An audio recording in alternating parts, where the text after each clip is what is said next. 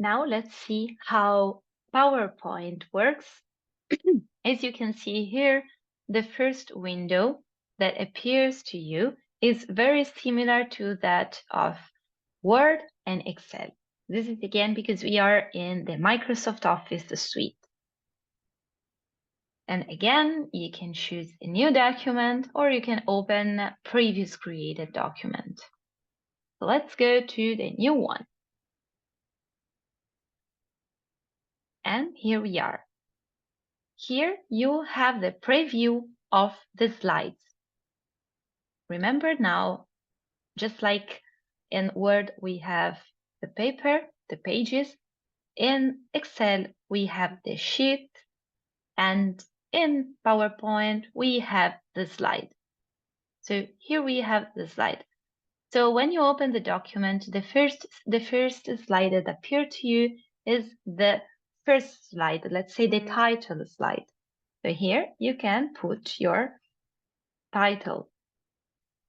And here you can put subtitle. This is a prerogative of Microsoft Office that gives you some suggestions. Let's say you see designer. So that means that if you click on this, it disappears. If you click again, it appears. And those are suggestions on how can you create a more design effect slide. Okay, and you can choose the template you want, or you can go with your own style. So let's close it. I put title and subtitle, and this is the way in which the program suggests to start. But if you don't like, you can highlight the boxes. A very important concept is that you write your text in text box. And as you see here, you can see the dimension of your text box. Similar here. You see, this is your other text box. So if I put the pointer on the perimeter of the text box and I click, I highlight the whole text box and I can delete it. Here it's just to say that you have a text box, but it's empty. If you want to delete it, click again and delete. And you can work directly here. So you can fill your text box. It's just up to you. Just please remember that when you want to add a text, you have to keep in mind that you have to create or you have to have a text box where you want to type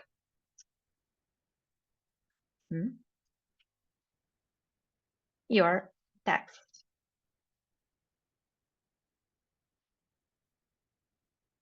Now let's go to the most important thing, is that you can move your text box.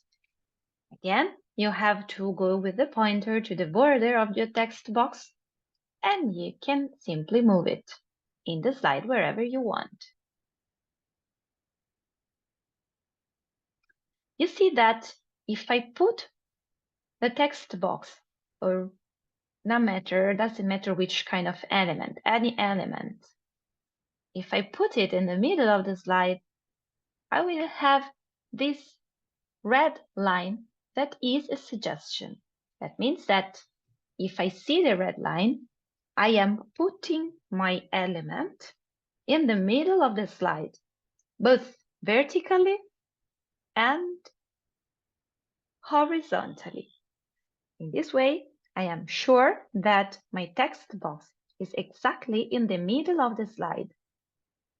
You will have more of these guidelines according to the positioning of your elements inside of the slide. So for example, if I want to add a rectangle, I can go here, I can draw a rectangle, you see, in this way. the program is telling me that the rectangle, the base of my rectangle, is exactly at the same level of the top border of the text box. And here I have a rectangle. The way in which the shape works is very similar to the way in which they work in Word and in Excel. I don't want to spend more time on that, but just as a reminder, if you go to Insert, you have here the same icons that you have in the other programs. So you can add pictures, you can add shapes, you can add smart art, chart, comment, and text box. I will show you only the text box because you see, you will add and you will be able to type your text. You will define the dimension of your text box. That's the main differences between PowerPoint and Word about the text. But now let's see something that is more specific of PowerPoint and presentation in general. This, that is the slides. Here is where you can add a new slide. You can choose the type of slide. So title and subtitle, title and content, section, header. You see, choose sections already created. Choose content with a title and choose spaces, etc. Or you can add a blank slide, or you can duplicate the slide that you are highlighting here. Rules means that you can also create some rules, regulation that you want to use in your slide in general. But this is difficult, we can skip it. So let's add another slide with two contents. So I can add a title, slide 2, for example, and I create two contents. You see those icons indicates which kind of content can you insert. So a stock image, same image that is already in the memory of the program, but we can skip it. You can choose a picture from your laptop.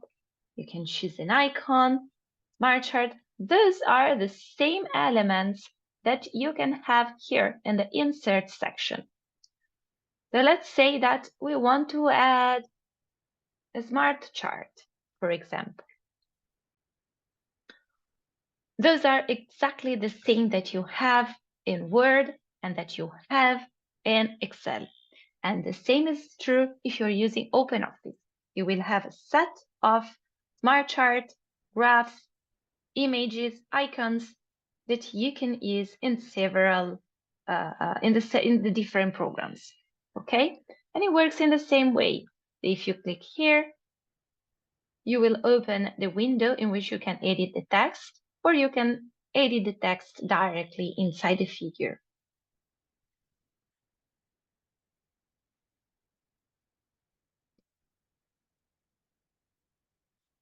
And you can do it also from here. Okay, and let's put here some notes. So for example, Word,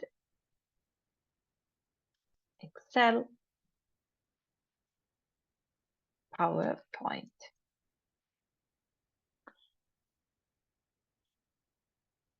And let's say that now I want to put an arrow. I can draw on it.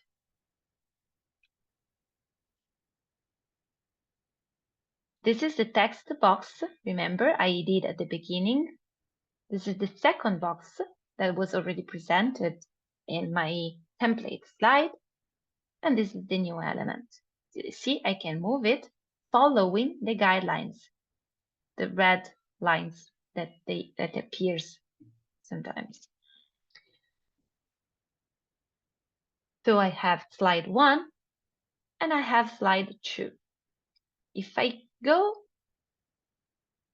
in slideshow tools, you see I can decide to see the slide in slideshow mode. And here we are.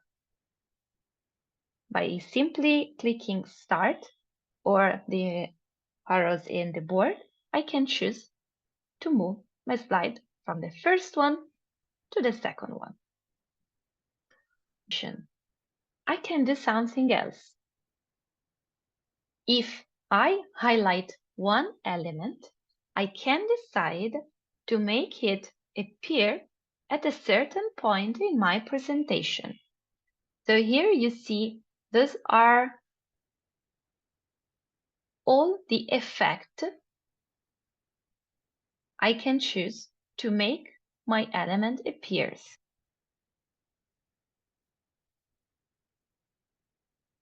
I'm showing you just some examples.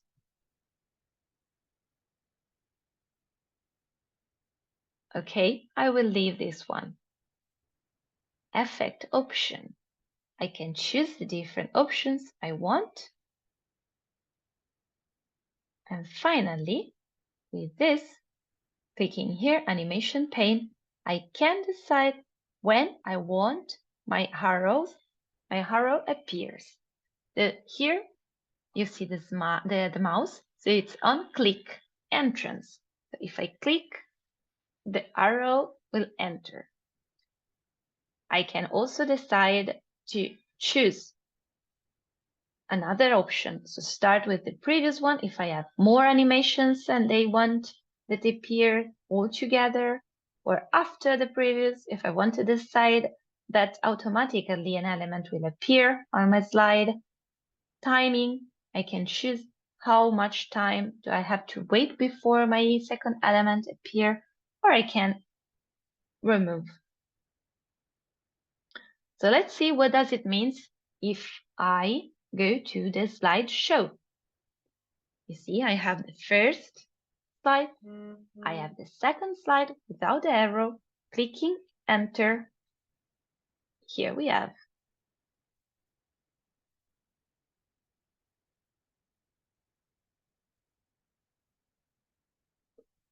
To change slide, I can also choose some effect.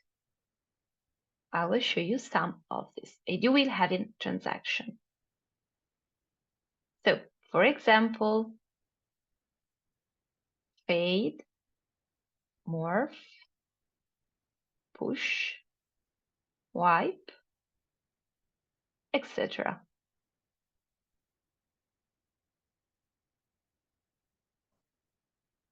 Let's try with encover. So again, slideshow. Let's see how it happens. This is the first slide. No, that was not so effective. Let's try another one. Yeah.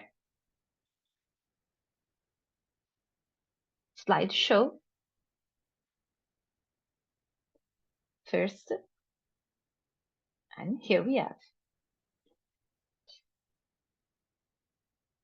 Finally, you can record your slideshow from the beginning or from a customized slide that you want. You can record the audio. You can record part of the screen, and everything will be put in your laptop. If I want to save my file, again, I have to click on File, and again, I have to click Save As.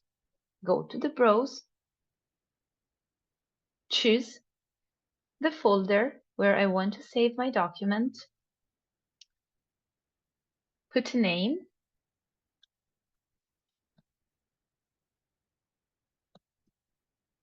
and here, as we saw in Word, you can choose